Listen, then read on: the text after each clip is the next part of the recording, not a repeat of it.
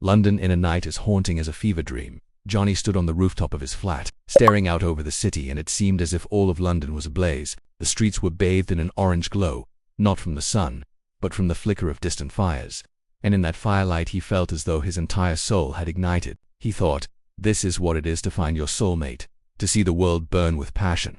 Earlier that evening, he had met her, Marianne, at a small cafe in Soho. The sky above had been a dull grey, but in her eyes there was fire. She laughed at his awkward jokes, her voice a warm ember, and Johnny knew in that moment that nothing would ever be the same. She told him stories of her childhood in Hackney, of late-night poetry readings in Camden, and of secret strolls by the Thames. When she spoke, the city came alive. The lampposts and brick buildings seemed to lean in to listen. They walked together through the narrow alleyways, past shuttered shops and glowing neon signs. The air smelled faintly of rain and cigarette smoke, and in that heady mixture, Johnny felt a fierce longing, as though the whole of London were humming just for them. He reached for her hand. When their fingers touched, it was like striking a match. Sudden, bright, dangerous it was then, high above in the night sky, that he saw the smoke. Not thick black clouds, but thin tendrils weaving upward, serpentine and ghost-like. They came from distant corners of the city, somewhere in White City, somewhere by the embankment, and as they rose, the glow deepened. Fire trucks raced below,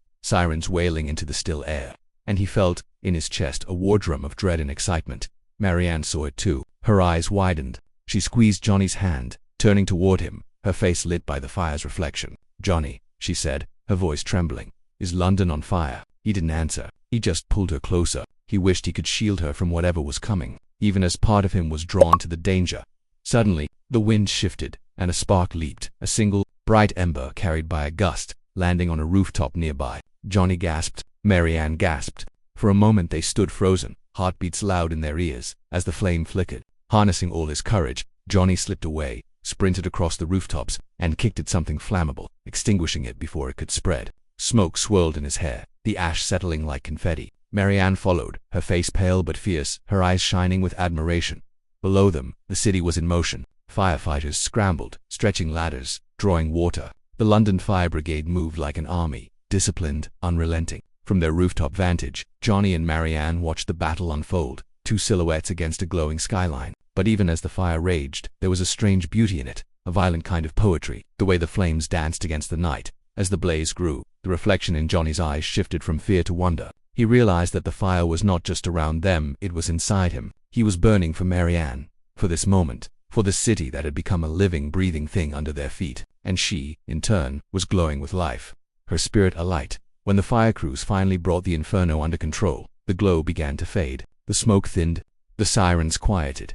The city trembled with relief. Yet Johnny and Marianne remained on that rooftop, holding each other, listening to the crackle of the dying embers, feeling the hum of the city's heartbeat.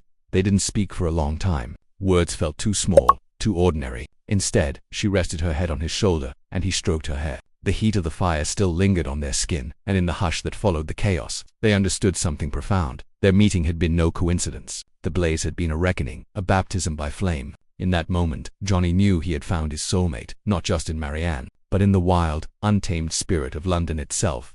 He whispered into her ear, "We survived." She smiled, a soft, fierce curve of her lips, and replied, "We're alive, and together."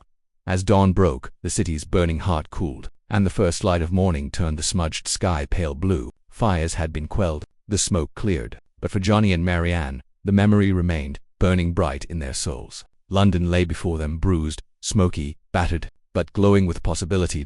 And Johnny, his soulmate in London, knew that this night would be remembered forever, not just for the fire that threatened to consume the city, but for the fire that had ignited within them. A fire that would never die. Buddies, I hope you all are doing well. Please friends, subscribe the channel and share with your beloved ones. I wish you best of luck, wishing you excellent time ahead. And have a nice day friends, I will see you next time.